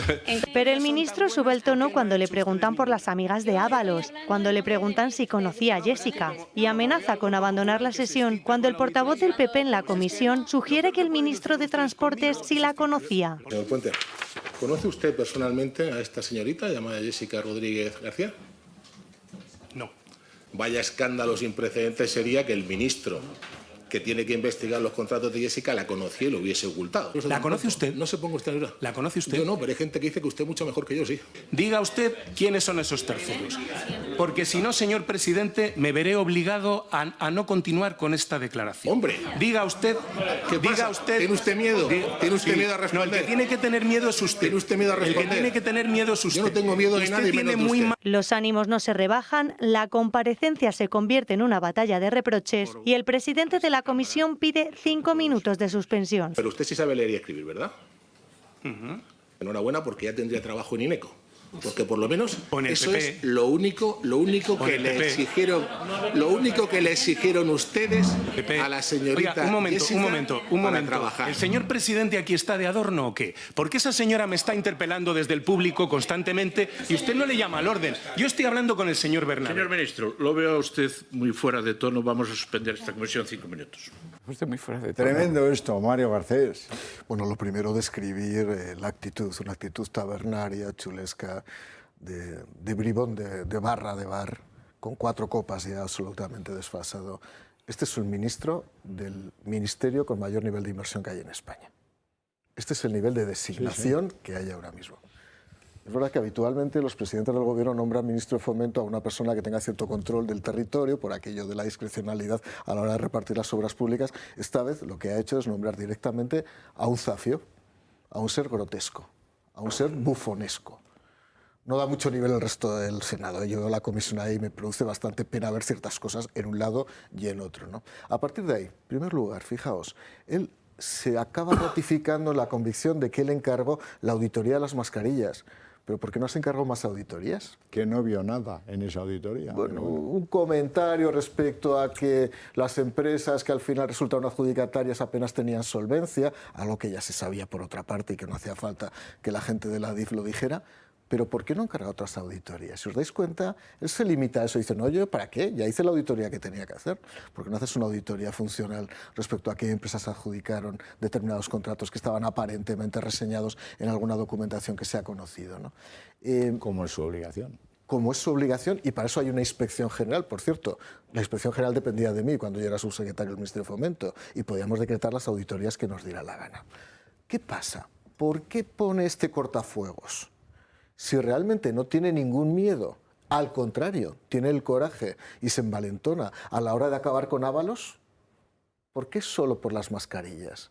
Quizá porque no le interesa descubrir qué ha pasado en términos de regularidad en la adjudicación de los contratos de la DIF, porque de suyo es que hicieras una auditoría también de la contratación pública y no solo de la contratación pública de las infraestructuras ferroviarias y no solamente una auditoría de las mascarillas. ¿Por qué no lo hace? Pues alguna razón tendrá que haber para que ese tipo de actuaciones de control interno no se quieran realizar. Porque quizás son los temas más sensibles, porque quizá es donde determinadas personas se pueden llevar el dinero, porque quizá es donde se pueden pagar comisiones territoriales, porque quizá eso pueda afectar a algunas obras de Valladolid, como estaba en esa famosa lista donde había alguna obra de Valladolid y, por cierto, de Aragón. Y lo digo por todos los políticos aragoneses, porque aquí no queda nadie libre. Entonces, a partir de ahí, eso es la reflexión que hay que hacer. ¿Por qué se ciñe exclusivamente a la auditoría de las mascarillas y no quiere saber absolutamente nada de lo que pasó con la adjudicación de los contratos de obra pública? Rojo, pero fíjate, entre tanto filibustero y tanto pirata, al final tengo que reconocer que la chica del catálogo, Jessica, es la más honrada, porque la criatura lo que hizo fue regalarle el ordenador que le dieron en INECO a una amiga. Dice, si yo no lo utilizo, ¿para qué lo quiero? Pues nada, llévatelo tú y dale un buen uso, ¿no? Que está nuevo, ni siquiera sé cómo se abre. Sí, ni lo he encendido. Eso es. No es la única, ¿eh? Pues eso no es la única. Pero dicho esto, es cierto, no es que al final, entre tanto macarra, tanto bocachancla, ella es muy mal hablada, ¿eh? A ella la escuchan las grabaciones y tiene una lengua que Virgen Santa. Pero después escuchas a la ministra de Educación y no maneja el diccionario, se equivocan las cosas. Pero con Jessica en ese mundo, en esa salsa, en ese pringue, te juro que no queda mal del todo. Cierto que se aprovechó del asunto, pero al final no podemos poner el foco en ella, que a veces lo hemos hecho desde los medios de comunicación, ¿eh? Ella, a fin de cuentas, cumplió con su oficio, lo debía hacer bien.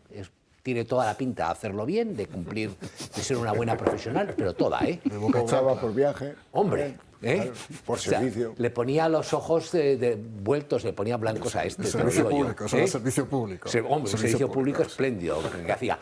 Y a mí al final no me cae mal, pero volvemos a lo de antes. Es decir, es que es tan inaudito todo, el furgón de putas. Teruel existe. Teruel existe. A una distancia, el picadero, que caminando fueran 5 minutos para desde ir Ferraz. de Ferraz para llegar. iba el tío como el pescuezo de un cantador, bajaba el tío, no te digo cómo iba. Entonces, es todo tan zafio, tan cutre, tan hortera, te digo, aparte de delincuencial y de la parte de fondo, que es la importante, hay un componente Ortega, una imagen de país. Oye, ¿qué es el partido que gobierna España? El partido que ha gobernado España 2 de cada 3 años desde que murió Franco, prácticamente. No me digas, es el partido, y es el mismo. Este no es distinto al partido de Felipe González, no es distinto al partido de Alfonso Guerra, son todos lo mismo. Que maneja unos presupuestos. Este paisano, el que hemos visto ahí, que tú has descrito como chulo de bar, maneja un presupuesto monstruoso. Pero monstruoso e inimaginable. Decide los gastos como le da la gana. Y esta es la gente en las manos de que estamos. ¿En qué países, en manos de quién estamos? Es lo que tenemos que preguntarnos. Y viene la otra parte. Y salen las encuestas y hay por lo menos 6 millones de personas que están dispuestas a renovarles para que sigan chupando del frasco y fornicando con Jessica. José María. Entre otras. Tiene toda la razón Alfonso, tiene toda la razón. Yo, si tuviera que elegir, no puedo hacerlo, hipotéticamente, entre tener una conversación, no más, con Puente o con Jessica, preferiría tenerla con Jessica, claramente. No la conozco de nada, a Puente lo conozco de verlo en el Congreso. Probable que no te pegue. Es un exceso verlo allí, para mí, es un exceso. Entonces tiene toda la razón Alfonso. Servicio público de esta señora. Gestión indirecta por concesión. Solamente nos falta que el gobierno decida crear una escala o cuerpo de meretrices. Sí, bueno, están a punto, cuya objeto o función sea la prestación de esta señora con altos cargos. Solamente nos falta por ver esto. Y si hay concurso que Pantaleón y las visitadoras, ahora que estamos, en fin, pero está reciente la muerte de Vargas Llosa, Pantaleón y las visitadoras, por las visitadoras funcionarios de carrera. Bueno, se puede ver, o sea, no podemos excluirlo. No podemos excluirlo. Es una situación escandalosa y, desde luego, tiene toda la razón Alfonso cuando dice que no hay que poner el foco en Jessica. Por otra parte, tú has dicho que Puente, no, que él piensa poco. No, vamos a ver. Puente no piensa, pero no porque no quiera, es que no puede. No puede. Tiene una incapacidad natural, un problema de entendimiento que le inhabilita para eso. Puente es lo que es. Ha sido antes, corregidme, alcalde de Valladolid, ¿no? Donde se especializaría en eso que se llama alcaldada, supongo, visto cómo actúa. Y luego, en cuanto al comentario de Mario sobre Puente, Jessica, etc. Es que ¿por qué no ha ordenado una auditoría como Dios manda? ¿Pero tú pides milagros? ¿Pero tú qué estás pidiendo? ¿Un milagro? ¿Pero cómo va a ordenar una auditoría como Dios manda para que se ponga de manifiesto todo aquello que ha sido irregular durante el mandato de Ábalos y lo que habrá continuado después del mandato en el ministerio del que se ha hecho cargo él? Pues eso es como pedir un milagro. Y los milagros, pues, existen según la fe, pero no los pueden hacer todos. Y son escasos. Y yo no creo que Puente podamos esperar de él que sea canonizado próximamente. Raúl Ramírez. No, no creo que esté dentro de la intención papal canonizar a Puente, aunque ya, bueno, yo tampoco pondría la mano en el fuego por nada. Pero sí aprovecho para recordarnos a todos que estamos de celebración. Estamos de celebración del primer aniversario de la profunda reflexión y un amor incondicional del presidente a su mujer. Los 5 días sin Pedro. Los 5 días, bueno, 5 días con Pedro, pero que, como que suena a libro de Vargas Llosa, pero dicho con todo esto, un año de reflexión. ¿Qué ocurre? Es que este año ha sido muy complicado. Entonces, estabais hablando tanto de la figura de Óscar Puente. Claro, yo me preguntaba, ¿y por qué Óscar Puente llega al ministerio? La primera pregunta que yo, según estaba escuchando a todos, digo, joder, pues anda que no tendría ministrables este hombre para poner a Óscar Puente, ¿no?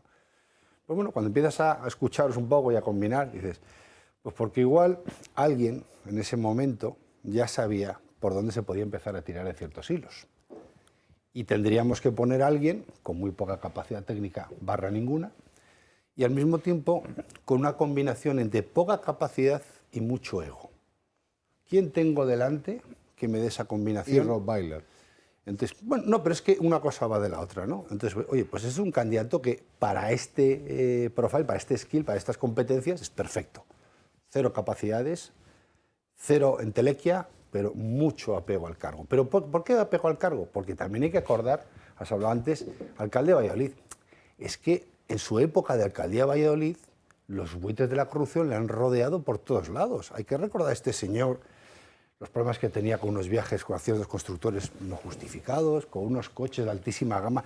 A ver, este señor mal no le ha gustado vivir nunca, ¿no? Pero nunca, cuando dice nunca, es, hombre, no es habitual verte pasearte a un alcalde por Valladolid con unos coches pues, de más de 200 y pico mil euros.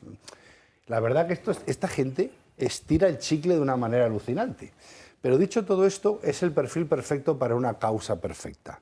Al final, y eso engarzo con el inicio de esta presentación, Óscar Puente, además de todo lo que habéis dicho, es el perfecto pilbul de cerrar combate.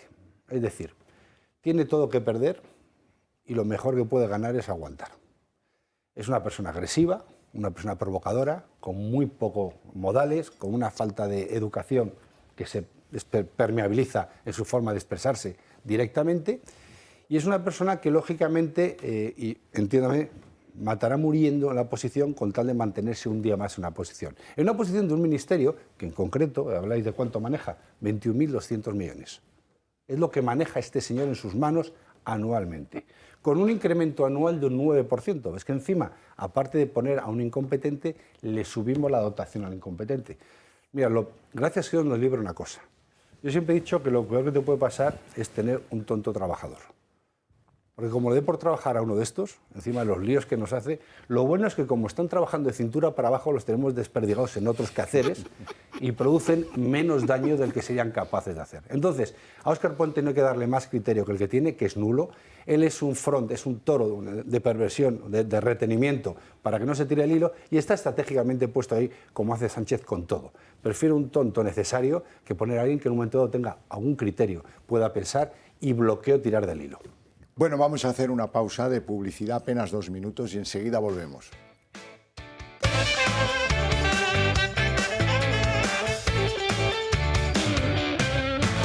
Bueno, necesitamos algún desengrasante, claro que sí. Pasó la Semana Santa andaluza y orgullosa. Marisú Montero. Marisú Montero es la candidata del PSOE en Andalucía. PSOE donde se van descubriendo municipales, transmunicipales, donde se compraban los votos por correo. Que luego, si tenemos tiempo, os voy a pedir una solución para que dejen de comprarse votos por correo. Pues penalti y expulsión, vas a estar dos convocatorias electorales sin participar. Verías tú cómo se acababa con el cuento. ¿Qué dice Marisú? El Domingo de Ramos marca el inicio de un periodo en el que sentimientos, espiritualidad y cultura se entremezclan para depararnos momentos inigualables. No lo escribió ella, eso es obvio. La Semana Santa se vive con una intensidad y emoción en Andalucía difícil de explicar. Hay que vivirlo, orgullosa de mi tierra. Y no aparece en ninguna de las 100 procesiones que se celebraron en su tierra de la que se siente tan orgullosa. Es un poco contradictorio. Como lo de Pedro Sánchez, que le gustan las bodas, los bautizos, las comuniones y los entierros como a ninguno. Sin embargo, lleva un mes desaparecido en combate. Sí, desaparecido en combate. No solo que no haya ido al funeral del Papa Francisco, es que no fue a la entrega de los premios más importantes de la literatura española, de Cervantes. No fue ¿por qué? Pues porque le abuchearon un año antes, y se acuerda de que para entrar en el Paraninfo de Alcalá de Henares no hay soportales que lo cubran y que lo van a volver a abuchear. A Roma ya no tengo tan claro por qué no ha ido, probablemente porque tema que los españoles miles que están allí también puedan abuchearlo, o porque el rey es más alto o más guapo, no sé, estas cosas que tiene el temperamento del que va de starlet en la vida y se siente superado por otros. Me contaron una vez, en un momento dado, Pedro Sánchez llegó muy cabreado a la Moncloa, dando patadas a las papeleras, tirando todo por los aires y dando voces, como un poseso. Venía de Zarzuela. Fue a Zarzuela a discutir o a entenderse con el monarca a propósito del trámite No me acuerdo ahora si era para la constitución del gobierno o para que el gobierno depusiera la acción de gobernar y se dirigiera a elecciones, no me acuerdo. Pero él se llevó una especie de constitución pequeñita. Y el rey le dijo, no, eso lo tienes mal entendido. Y se levantó del despacho y le sacó una constitución enorme donde le mostró el artículo en el que, tenía razón el rey, como ya sospecháis, pues Sánchez estaba equivocado. ¿Cómo llegó la criatura a la Moncloa, dándole patadas a todo? Y encima me saca una constitución enorme para restregármela por la cara. O sea que buen feeling no parece que haya. Y si os paráis a pensar, no falta quien opina que la única salida decente que le queda a Pedro Sánchez cuando tenga que convocar a lo mejor es el Frente Republicano contra la corona. No sé si lo queréis comentar, Mario. Sí, sí, además, a él le quedan varios comodines que además funcionan como palanca de activación de voto para la izquierda. Uno es el republicanismo y otro es el anticlericalismo, y es la realidad. ¿Por qué no va a Roma? Pues, probablemente porque no quiere verse en una situación, pues vamos a ver, confusa o que pueda ser algún desaire de cara a él, pero sobre todo porque ya marca distancias con la Iglesia Católica. Estoy convencido que a pesar de ponerse la corbata negra comienza a marcar distancias, ¿no? Él ha sido un anticlerical, confeso, durante mucho tiempo, él es un ateo y, oye, está bien ponerse la corbata negra, además de la roja de vez en cuando, es un puro rojo y negro y no de Stendhal, pero curiosamente no se pone la corbata negra cuando realmente debía habérsela puesto, ¿no? Todavía los valencianos están esperando esa corbata negra y nadie ha visto corbatas negras por ningún sitio. Segundo lugar, estaba mirando el acto, visto al bueno de Álvaro Pombo, que la verdad es que la foto no deja de ser curiosísima, ¿no? Parecen dos pivots y él ahí pequeñito, porque ya está evidentemente en un estado físico pues bastante ya senil, ¿no? Pero voy a decir una maldad y a estas horas de la noche no la voy a acabar de explicitar. No estaba Pedro Sánchez, pero a lo mejor había alguien representando algo de la vida anterior de Pedro Sánchez en esa sala. No digo nada más. Lo digo porque hemos hablado mucho sobre cómo colocar hermanos, relaciones y ciertas cosas en algunos puestos políticos, ¿no? A partir de aquí, bueno, la personalidad de Sánchez es una personalidad, como hemos hablado muchas veces, absolutamente narcisista. Y últimamente sociópata. Entonces, y no soy un profesional, evidentemente, y no quiero frivolizar con este tipo de cosas, ¿no? Él se va distanciando poco a poco de aquellos marcos de relación donde puede encontrar algún tipo de conflicto personal, donde puede ser abucheado. Eso no lo aguanta, es un narcisismo latente, pero a la vez empieza, yo creo, y tienes toda la razón, a marcar ya ciertos conceptos que pueden ser definitorios de lo que va a ser su estrategia política de cara al futuro. Y ahí está el republicanismo. Cuidado, hay un porcentaje de la población española que se considera republicana y legítimamente se puede considerar republicana, es un debate que se puede plantear perfectamente, y sobre todo también anticlerical. Ahí ha jugado porque ha visto que, en fin, yo la verdad, el Papa Francisco, voy a decir una cosa, porque hoy no nos toca hablar del Papa Francisco, pero una vez muerto ha provocado varios milagros con su muerte. Varios milagros. Eso habrá que reconocerlo de cara al próximo Papa. En primer lugar, que todos los periodistas españoles sean vaticanistas. Todo el mundo sabe hablar del Vaticano ahora mismo. Hasta conocen al endongo ese que puede ser Papa. Todo el mundo lo conoce, todo el mundo lo conoce. Segundo, han conseguido que aquellos medios de comunicación que criticaban al Papa ahora se pongan a hacer suplementos del Papa porque hay que vender.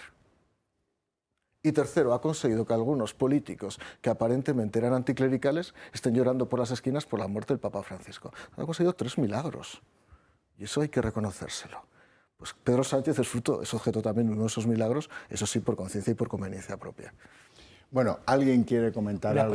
Vamos a ver, yo ignoro, no soy capaz de explicarme por qué no va a Roma al funeral. No, eso da igual. ¿Por qué no ha querido ir? ¿Por qué no ha querido al funeral de hoy? Y ha habido explicaciones que han corrido por los medios de comunicación. Yo creo que ninguna con base alguna, que si no quería coincidir con Feijóo en el avión, lo mete en Europa y se va solo en el avión, o sea, o fleta un avión para él. O sea, eso no es el tema. Que si, como el orden es siguiendo el alfabeto francés, España, Estados Unidos, y que le iba a tocar Trump al lado y que le daba miedo estar al lado. Mira, yo no lo sé. A mí lo que más me ha llamado la atención es la figura de viuda doliente que ha tenido la izquierda española, sin matices. Lo que han llorado, el Bolaños, corbata negra... fue monaguillo. Oye, Errejón ha llamado a uno de periodista digital, a Josué Carnes, es decir, lo que vamos a echar en falta a este Papa, que le hemos tenido que decir, pero Mendugo, ¿tú a quién vas a echar? ¿Tú echarás en falta? No he dicho a quién. Pero entonces eso es una parte del espectáculo, que es llamativo, ¿no? Y lo segundo es, yo estoy de acuerdo contigo con lo del Papa, pero es que al final, porque le sirve. Es decir, ¿por qué se han hecho vaticanistas? Pues porque les sirve. ¿Por qué lloraban al Papa este? Porque le sirve. ¿Por qué lo elogian y se ponen todos de la mano del Padre Ángel este? Pues porque le sirve, pero el espectáculo, coincidamos, es ridículo.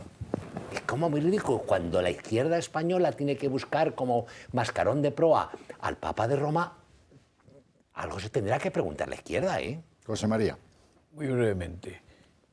Yo comparto lo dicho por Mario. Republicanismo, anticlericalismo y antimilitarismo siguen vendiendo en el electorado izquierdista en España. Y el gobierno confiará en que eso sea suficiente para que sus votantes más recalcitrantes pues mantengan ese voto a pesar de todos los pesares que es la pésima gestión de Sánchez y sus fechorías.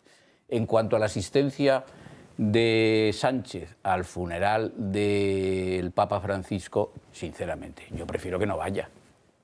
Yo prefiero que no vaya. España está representada por el rey, por lo tanto por el jefe del Estado, y qué pinta ese señor en el funeral del Papa. Yo, francamente, creo que es mejor que no vaya porque su presencia ahí es, en cierto modo, poco presentable, en particular para los católicos, desde luego. Y además, no solamente estoy convencido contigo que es bueno que no vaya, sino que es de agradecer que no vaya. Entre otras cosas, es la única democracia parlamentaria monárquica, con monarquía, en que no va el jefe de Estado y el presidente. Y por otro lado, yo creo que hay una situación mucho más táctica, estoy de acuerdo. Y en el pasado, obviamente, todos fueron, excepto el incluido Zapatero, que recordáis que estuvo en los funerales de... Pues sobraba también. Bueno, pero estuvo, ¿vale? Sobraba. Entonces, a lo que vamos de fondo es mucho más, es más rápido. Yo creo que, y lo dije aquí hace creo que 2 semanas o 3 que estuve, ¿no? Este está preparando, yo cada vez veo más la convocatoria de elecciones en breve. Y este nos va a llevar a los españoles a un frente nacional. Nos va a obligar a elegir los que queremos ser una democracia parlamentaria de corte europeo, tradicional, o a un modelo republicano, anticlerical e independentista. Eso es lo que nos va a llevar a elegir. Entre otras cosas, ¿por qué? Porque si pierde, nunca habrá perdido él. Como bien decías, estamos hablando de un psicópata. Y él lo que hará será meternos a todos en un saco para, en caso de que él pierda las elecciones, nunca las pierda él, las perderá un bando o el otro. Bueno, tras este bonito paréntesis, volvemos a la corrupción y a las contrataciones de las novias de Ábalos y otras. Por ejemplo, le ha salido el tiro por la culata a Isabel Pardo de Vera.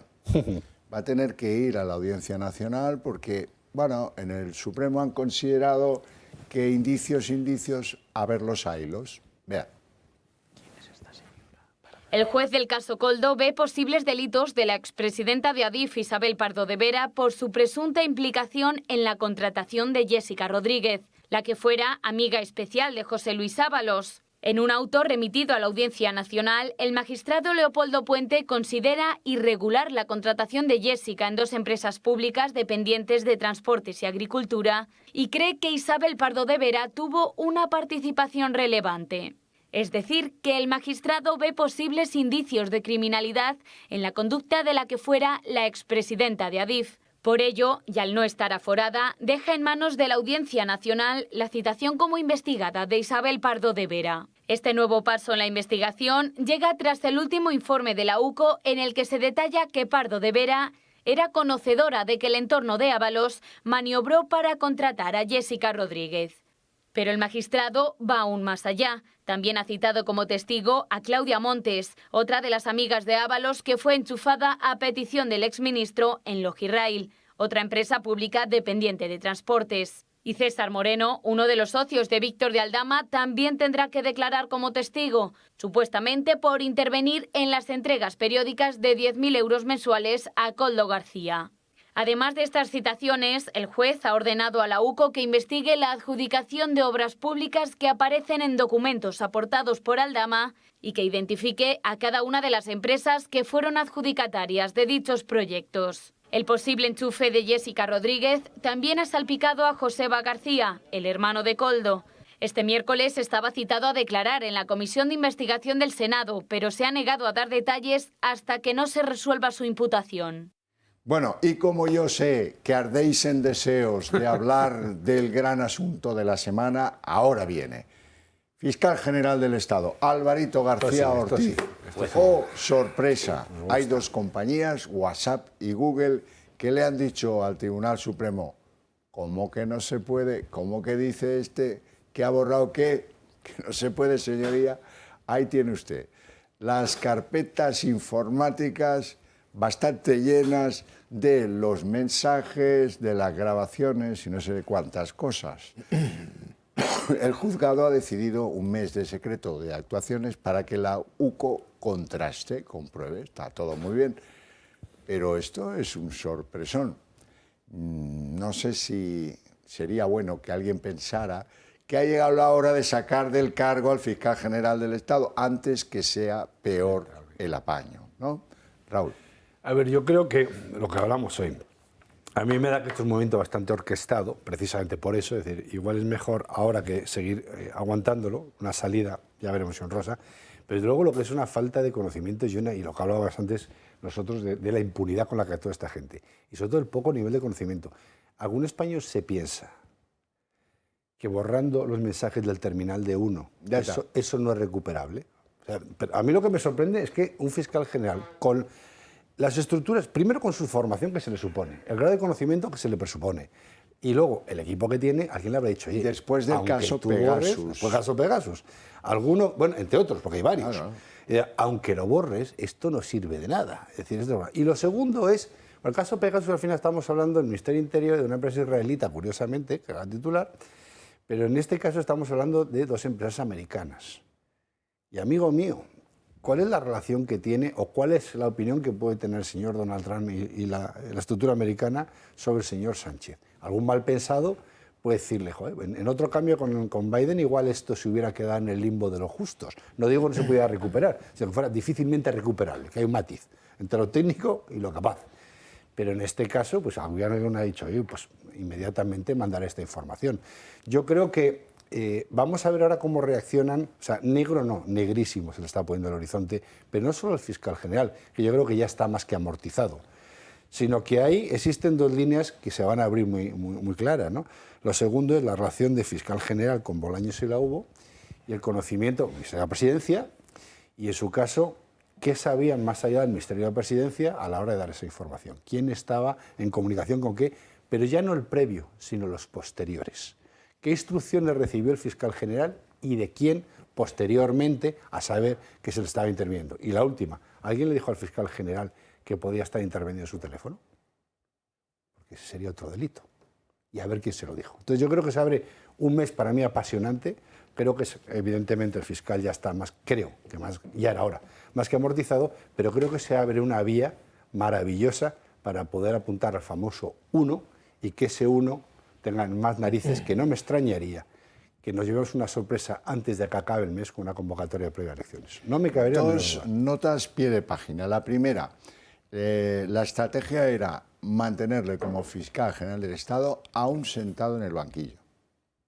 Esto se les va a hacer puñetas, efectivamente. Dos, bueno, hubo un señor en la Fiscalía, Salvador Villada, que dijo, hombre, pero si lo he visto yo, que entraban los agentes de la UCO y se ponía con la teniente fiscal a borrar los mensajes. ¿Cómo se borran todos? Paqui, dale a este... Y a este pobre hombre, Salvador Villada, lo machucaron porque esto que dice, yo como tal, no sé qué... Bueno, ahora llegan 3 carpetas, 3 llenas, repletas de información del móvil que supuestamente borró el torpe de Alvarito García Ortiz. Bueno, pues chico, esto hay que celebrarlo, porque sinceramente muchos pensábamos que no iban a llegar estas informaciones, pues han llegado.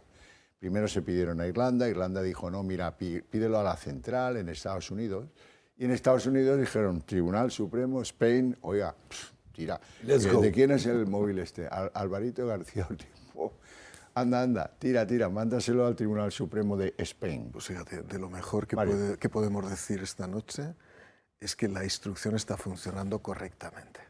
A veces nos quejamos muchas veces de que las cosas no funcionan, de que hay un control absolutamente férreo y rígido por parte de una especie de autocracia única y unidireccional que vive en Moncloa. Y en este caso el procedimiento sigue su curso, se han conseguido finalmente conocer cuáles son las conversaciones, se desvela además un infantilismo absolutamente, vamos a decir, ridículo por parte del fiscal general del Estado, que ya no creo que se corresponda con una especie de pecado, vamos a decir, de impunidad, sino absolutamente, ni de ingenuidad, sino de pensar a lo mejor, dice, bueno, yo borrándolo es posible que podamos ejercer algún tipo de control externo sobre el juez instructor o sobre, en su caso, las posibles empresas que pueden desvelar el contenido de las conversaciones y ya lo controlaremos por otra vía. Esto es como una especie de juego donde vas pasando pantallas y vamos a ver dónde mueres o no mueres. Y en este caso, evidentemente, nos ha dado el caso, ¿no? 3, me imagino que algún tonto de la política ahora, no solamente del Partido Socialista, sino otros partidos políticos, ahora se darán cuenta que da igual borrar los mensajes. Lo digo porque me gustaría saber, desde el punto de vista del conductismo no humano, sino animal, cuánta gente estos días está atentando también el móvil. Dice, bueno, ahora resulta que aquí queda constancia de todo, hasta del sexting. Aquí queda constancia absolutamente de todo con los móviles oficiales, ¿no? En fin, vamos a ver, cuando conozcamos realmente cuál es el contenido de esas conversaciones, qué efectos puede tener, pero sobre todo lo que hay que buscar es esa hilazón absolutamente incontestable e inapelable que existe entre el fiscal general del Estado y Bolaños, el de la mantilla vaticana. Es decir, vamos a ver si se ponen Bolaños la mantilla, como se la ponían Soraya y Cospedal, vamos a ver si María Jesús, Bolaños y todos los demás se van con Montilla al Vaticano. Y ahí descubriremos la realidad de la putrefacción de unas relaciones absolutamente diabólicas entre el Gobierno y la Fiscalía General del Estado. José María Sánchez. Yo he dicho y lo repito una vez más, la situación del fiscal general del Estado imputado, mantenido en el cargo porque él no dimite, porque se lo han dicho, y no es instituido por el Gobierno, que podría hacerlo, por este motivo, por su situación. Ya lo he explicado alguna vez que hay 2 causas en el Estatuto Orgánico del Ministerio Fiscal que permitirían al Gobierno destituirlo. Es, en mi opinión, la cosa más escandalosa desde el punto de vista político con fundamento legal que estamos viviendo en España y además que no concluye. Y esto no se ha producido nunca en ningún país de Europa ni del mundo que sepamos, y no creo que se vuelva a producir una cosa parecida. Bien, pero es lo que sucede, es lo que sucede. No sé si en esos informes que hace sobre el Estado de Derecho la Unión Europea lo destacará en el próximo o no, no tengo ni idea. Porque claro, está la señora von der Leyen, que es muy amiguita de él, que tú creo que has dicho que sería, me parece haberte entendido, el 1. En cuanto al contenido de esos mensajes contenido del que ahora va a tener conocimiento el juez instructor, porque WhatsApp y Google, WhatsApp es Meta, o sea, es Facebook, es Meta, ¿no? Sí, es Facebook. Se lo han facilitado al instructor. Hay también varios comentarios por hacer. Primero, no olvidemos precisamente lo que tú destacabas. Es decir, el juez instructor ha tenido que ordenar esta diligencia porque él los borró. Y si él los borró, pues tengo que creer que los borró con una intención, no porque haga un borrado de mensajes diariamente de forma metódica, que es lo que dijo. No, no. Lo borró porque el contenido era comprometedor. Y segundo, comentario sobre esos mensajes y su contenido y la posible aparición en ellos, sea como persona con la que tenía correspondencia García Ortiz, estoy refiriendo al presidente del Gobierno, sea porque es mencionado en esos mensajes el presidente del Gobierno de forma comprometedora. Verdaderamente, si fuese así, hay una situación de riesgo muy seria. Yo recuerdo perfectamente el caso Gal. En el caso Gal, si recordáis, el presidente del Gobierno, que era entonces Felipe González, que ahora se permite hacer manifestaciones condescendientes sobre Trump y cosas de estas, no fue ni siquiera llamado a declarar por el instructor de la sala como testigo. No solamente es que no fue imputado, es que no fue llamado a declarar como testigo. Y ha dicho también en alguna ocasión que en el caso Matesa, Franco declaró como testigo. Por escrito, pero declaró. No, Felipe González no, ni siquiera fue. Su testimonio no parecía relevante. Bueno, de chiste todo, ¿no? Digo de chiste porque la sala allí, pues, francamente, se reprimió en exceso. Pero en este momento que estamos viendo en España, la situación de la judicatura es distinta, en el sentido siguiente. Hay una irritación clara de jueces y magistrados contra muchas de las iniciativas del gobierno. Entre otras cosas porque han sido destinatarios directos o indirectos de iniciativas que trataban de limitar, de cierto modo, su independencia, esas iniciativas para promover una reducción de la mayoría en la elección de vocales del Consejo, en fin, estas cosas que finalmente el gobierno retiró, si recordáis, porque la Comisión Europea se pronunció informalmente y se asustaron un poco. Es decir, que aquella situación bien de Felipe González, no, vamos a decir que no llevó a la sala a hacer lo que a mi juicio hubiera sido razonable hacer, que era por lo menos recibir la declaración en condición de testigo. Yo no creo que ahora la sala, el instructor, se vaya a reprimir en absoluto. De modo que si verdaderamente el nombre aparece, pues este señor se ordenará que se le reciba declaración y por lo tanto las cosas se le pueden complicar políticamente, insisto, siempre y cuando en esos mensajes él haya sido parte de ellos en el sentido de que era correspondiente de García Ortiz o es mencionado en términos, insisto, comprometedores. Alfonso, ¿algo que añadir? Dos cosas. Bueno, me ha subido tú la moral después de, en este piélago de lágrimas que es el mundo, oírte, escucharte decir, afirmar, además taxativamente, que en esta ocasión tú crees que los jueces, el cuerpo al que tú eres hijo del cuerpo y parte del cuerpo, pues van a estar a la altura de las circunstancias, a mí me sube la moral, de verdad, porque es una de las dudas. Y después, muy breve, ¿os acordáis que en diciembre, estando en Bruselas, salió un informe de la UCO que decía que no había encontrado nada en el móvil del fiscal, que estaba en blanco? Y Pedro Sánchez tuvo la desvergüenza, en rueda de prensa desde Bruselas, de decir que pidiéramos disculpas porque no se habían encontrado pruebas, obviando el hecho de que habían sido borradas. Eso es la primera. Y la segunda es técnica, aunque no soy un experto.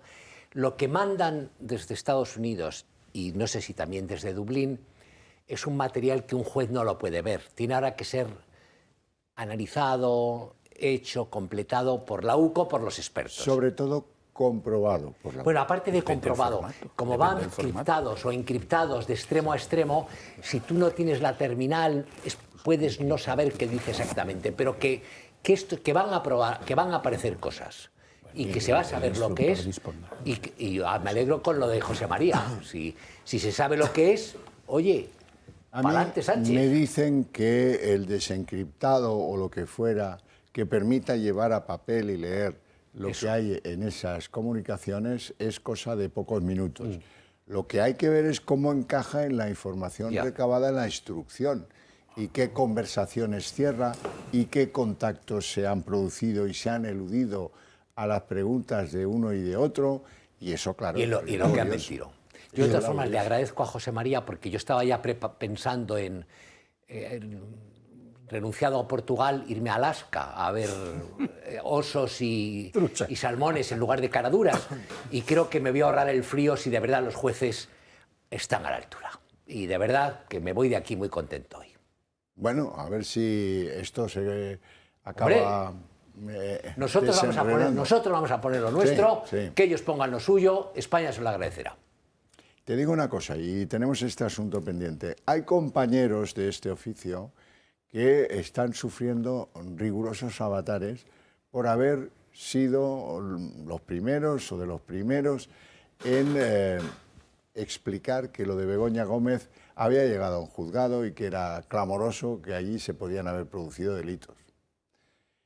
No cambian tanto las cosas. Me estaba acordando del tiempo de los GAL, que a mí me pilló en Diario 16, y de las cornadas que le dieron a ese medio por haber sido pues, pionero, que no fue El Mundo, fue Diario 16. Luego es verdad que El Mundo tomó las bridas de esa investigación. Pero sigue la cosa igual. Bueno, la ventaja de una profesión como la nuestra es que no hay que trabajar y encima se pasa bien. O sea que tampoco vamos a quejarnos. Y no hay que trabajar mucho. Bueno, Beato tú. Ahí lo dejo.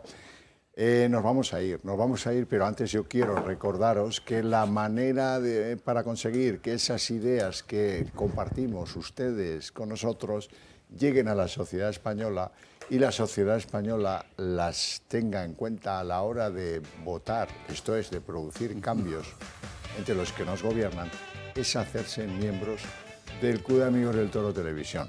Considérenlo y si están de acuerdo, háganlo, porque esto es cosa de llamar a ese teléfono y en 5 minutos queda hecha.